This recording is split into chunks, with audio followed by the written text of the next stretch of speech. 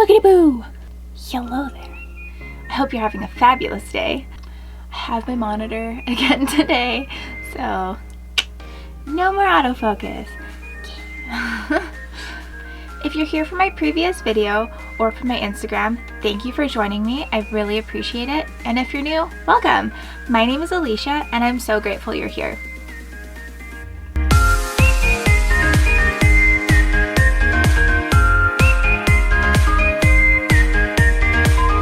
If there's ever a look you want to see after the fact in a still version, I do post everything on my Instagram. I will leave my handle right here if you want to go check that out. I'd love to see you over there. We are in the midst of 31 days of Halloween, and I'm doing 31 days of spook, just little makeups, one for every day of October. Wanted to try that out, and yeah. But anyway, without further ado, today's topic is going to be the Philadelphia experiment, and we'll get right into it. Yeah. If you haven't heard of the Philadelphia experiment before, it is a military experiment allegedly carried out by the U.S. Navy at Philadelphia Naval Shipyard on October 28, 1943. So this would have been 2 years into World War II. It's also known as one of the most grotesque military urban legends ever. So,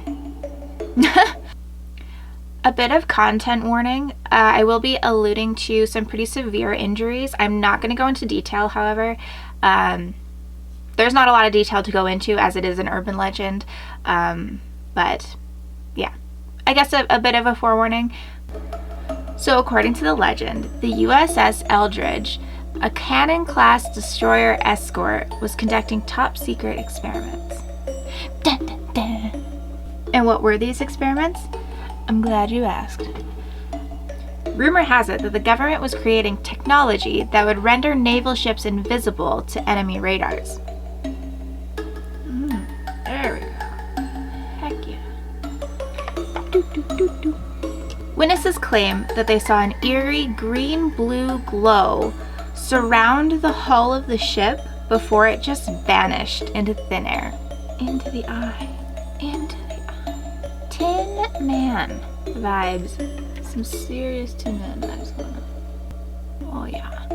Oh yeah. The ship was then allegedly spotted in Norfolk Naval Shipyard in Virginia before disappearing again after a few seconds and returning in Philadelphia. And while this sounds all cool and fine and just dandy, legend also has it that it affected the crewmates in very disturbing ways. Some allegedly went insane, while others developed mysterious illnesses. This is where it gets a little gruesome. The remaining crewmates were said to have actually been fused with the ship. Now I'm talking limbs fused into walls and into floors, like halfway through the walls. Just gruesome, honestly. Talk about nightmare-inducing.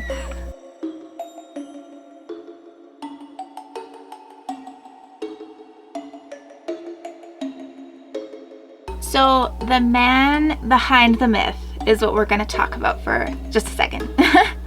Morris K. Jessup had written a novel called The Case for the UFO. There was this other gentleman whose name was Carl M. Allen. He ended up sending a series of letters to Jessup insisting that UFOs merit further study. He actually did this in 3 different handwritings to make it seem like a lot of people, 3 people, were pushing for the study of UFOs. So the main topic of Allen's letters actually was the unified field theory. He claimed to be taught by Einstein himself and could prove unified field theory by the events that happened on October 28, 1943, which was, you guessed it, the Philadelphia experiment.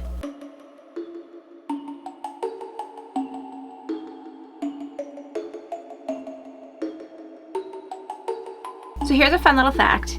Einstein was actually a part-time consultant with the Navy's Bureau of Ordnance.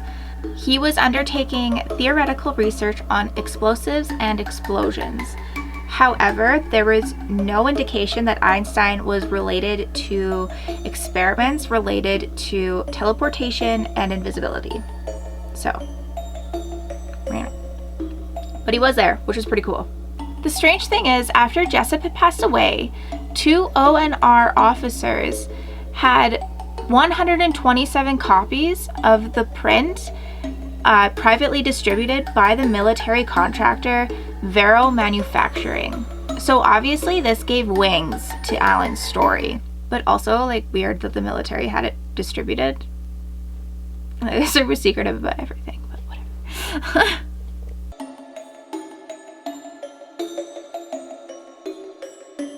Along with this, supposedly the crew of the merchant ship, the USS Andrew Furoseth, had actually observed the arrival of the Eldridge in Norfolk area via transportation. What? Via teleportation. Oh, I forgot to mention this. Carl M. Morris claimed to actually be stationed on SS Andrew Furoseth. So he saw the arrival of the Eldridge in Norfolk. Yes. So the Philadelphia experiment was also known as the Rainbow Project. In the 1940s, Rainbow was a code name for the Rome-Berlin-Tokyo axis. Rainbow 5 was the plan that the US used to fight the Axis powers. There's not only no record of teleportation or invisibility experiments in Philadelphia, there's just no records of it at any location during this time. Another thing that also rebutes the whole urban legend of the Philadelphia experiment is a gentleman called Edward Duggan. I probably totally butchered that. I'm so bad with names. Edward was in the US Navy and was aboard the USS Storm. This was actually dry docked in the Philadelphia Naval Shipyard when the USS Eldridge was as well. He does disclose that both ships had classified devices on board, but neither dealt with teleportation or invisibility. I actually have no idea what I'm doing. So first go at this. Probably can tell. But they did have devices that scrambled the magnetic signatures of ships using the degaussing technique. This provides protection from magnetic torpedoes. So degaussing is when the ship is actually wrapped in large cables and zapped with high voltage currents. So a degaussed ship would not be invisible to radar, but just undetectable from the magnetic torpedoes from U-boats.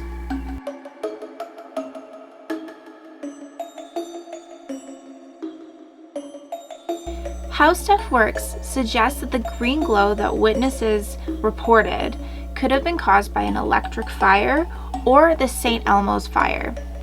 There is actually another report that would completely dismantle the Philadelphia experiment urban legend. A Philadelphia Inquirer reported in 1999, during the reunion of the sailors who were on board the USS Eldridge, the sailors said they were never actually docked in Philadelphia, and that they were actually in Brooklyn on the date of the disappearance. Now, the ship logs confirm this, and the captain said there were no experiments that actually happened aboard the USS Eldridge. So, there's that. So why is this hoax living for so long after essentially being universally debunked? Well, first of all, there's a huge paranormal culture surrounding it. And second of all, there was a movie produced loosely based on Alan's story. So after the movie had debuted in 1984, a man named Al had come forward and claimed that he was actually involved in the experiment and had personally taken part. He also claims to have been brainwashed to forget the incident that had happened, and after seeing the movie, his repressed memories had come flooding back. I think having the element of brainwashing in there maybe also allows the hoax to continue to live on.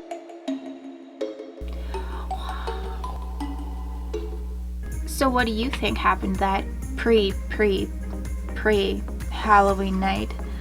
Do you believe that the military is hiding a semi-successful but horrifying teleportation experiment?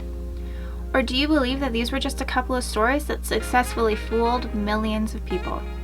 That's it. That's all for this week's video. If you made it this far, thank you so much for joining me. I really appreciate it. I'm so grateful you're here.